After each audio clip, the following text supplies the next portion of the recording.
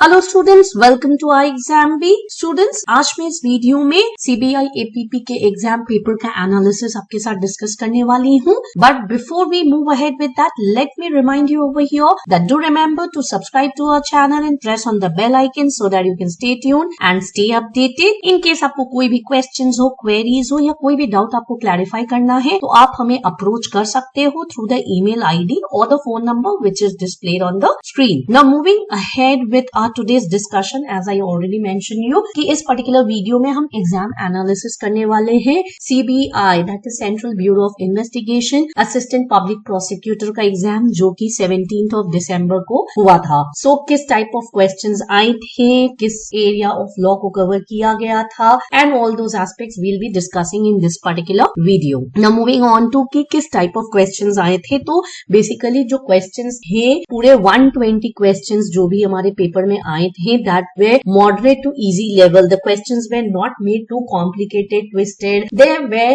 of moderate to easy level, we can say. Then they were case law based questions. So this was one of the areas which was expected कि कुछ case law based questions होंगे and case law based questions actually आए भी थे and it was not something कि एक particular subject से एक particular act से पूछा गया था.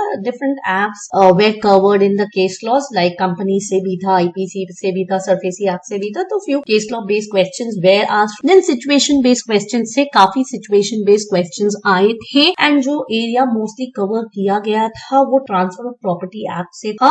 So situation based भी था, case law based भी था. So there was different areas which were covered in these questions. Then section number based questions भी आए थे, although ये बहुत ज्यादा नहीं था, कुछ एक दो questions आए थे जिसमें कि section number based questions था. तो इसीलिए जब भी हम किसी competitive exam के लिए prepare करें, it is very important कि जो भी important sections है, very very important sections है उस particular act में, we should actually try to remember them. उसके अलावा हम अगर देखें तो direct section based questions थे, direct provisions of law जो है sections में दिए हुए हैं, चाहे वो हमारा section 22 हो SURFACI Act का या फिर हमारा section 15F हो SEBI Act का, then Companies Act का section 241, IBC का section 16, section 21, all these sections they were being covered in the question. Their questions were asked directly from the section. Very important thing is that syllabus was covered. So whatever syllabus was provided, the questions were being covered from those areas. तो अभी हम further देखेंगे कि कौन कौन से acts basically हमारे syllabus में थे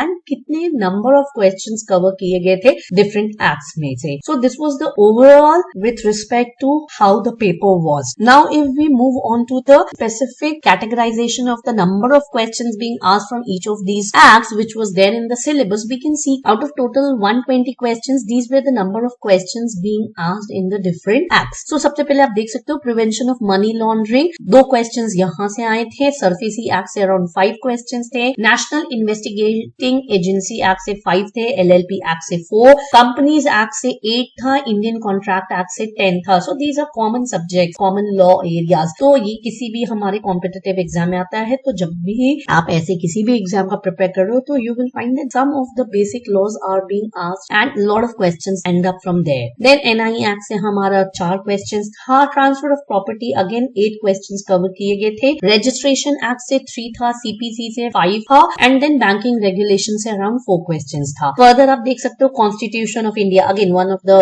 most basic laws being asked in each and every competitive exams as we know. तो यहाँ से 12 question आए थे, तो सबसे ज्यादा आपका Constitution से आया था और फिर आप लास्ट में यहाँ देख सकते हो IPC से, तो 11 क्वेश्चंस IPC से कवर हुए थे. ठीक है, सो इस वे आप देख सकते हो कि कॉन्स्टिट्यूशन से सबसे ज्यादा क्वेश्चन आए थे, then IPC was there, then companies act था, देन कॉन्ट्रैक्ट एक्ट था. So like this you can see the importance of each of these acts. IBC से 6 क्वेश्चंस आए थे, प्रिवेंशन ऑफ करप्शन एक्ट से 3 था, Delhi special police establishment act से 3 था. ये जो कुछ आप कह सकते हो अनकॉमन टाइप ऑफ लॉज हैं, सब्जेक्ट्स हैं, इनसे अप्रॉक्स 2 से 3 क्वेश्चन पूछे गए थे. देन IT एक्ट से 4 था, central vigilance commission act again 3 question थे, लिमिटेशन एक्ट से सिर्फ 1 क्वेश्चन था, CRPC से अराउंड 7 थे, SEBI एक्ट से भी 5. So these were the number of questions being covered from each of these areas and you can see it was actually quite decent. So it was a balanced one wherein the common laws like Constitution, IPC as I already mentioned, इनसे काफी questions पूछे गए थे. So this was how the entire paper of the CBI APP exam was. With this we come to an end of our today's discussion. But before I end this video, let me remind you that do remember to subscribe to the channel and press on the bell icon so that you can stay tuned and stay updated so that you can make your preparations 50% faster with us at iExamB with our crisp and precise content.